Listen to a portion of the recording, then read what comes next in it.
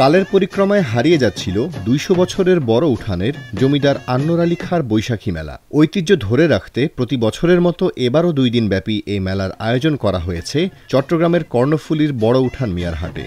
মেলার ঐতিহ্য অনুযায়ী এই এলাকার পরিবারগুলোর যার যেখানে আত্মীয় স্বজন রয়েছেন সবাইকে দাওয়াত দেওয়া হয়। বিবাহিত মেয়েরা স্বামী ও ছেলে মেয়ে নিয়ে বেড়াতে আসেন বাবার বাড়ি। যারা ঢাকাসহ দূর দূরান্তে চাকরি বাকরি করেন তারাও ছুটি নিয়ে এ সময় চলে আসেন নিজ গ্রামে।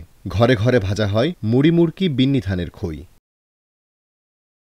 ঈদ উল ফিতর ও পহেলা বৈশাখ সমন্বয় করে ২০ ও ২১ এপ্রিল এই মেলা আয়োজন করা হয়। কর্ণফুলীর বড় উঠান ইউনিয়নের মিয়ারহাট এলাকায় জমিদার আন্নুর আলী খাঁর বংশধর সাজ্জাদ আলী খান মিঠু এবং চাতুরীতে বৈশাখী মেলা আয়োজন করেন স্থানীয় চেয়ারম্যান। চট্টগ্রামের আনোয়ারা ও কর্ণফুলীতে ২ দিনব্যাপী বৈশাখী মেলার শেষ দিনে বলি খেলা দেখতে ভিড় করেছেন হাজারো মানুষ।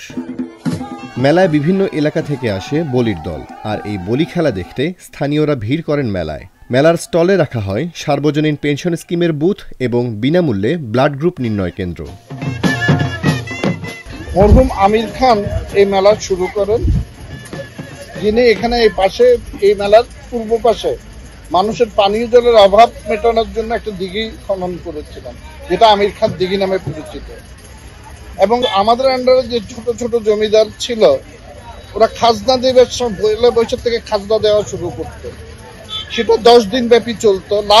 শেষ 2 দিন এখানে মেলা করে ওইটা সমাপ্তি ঘোষণা করা হতো, এবং যেটাকে পূর্ণা হিসেবে আমরা এখানে চিটাগনিয়ান লোকজন জানি।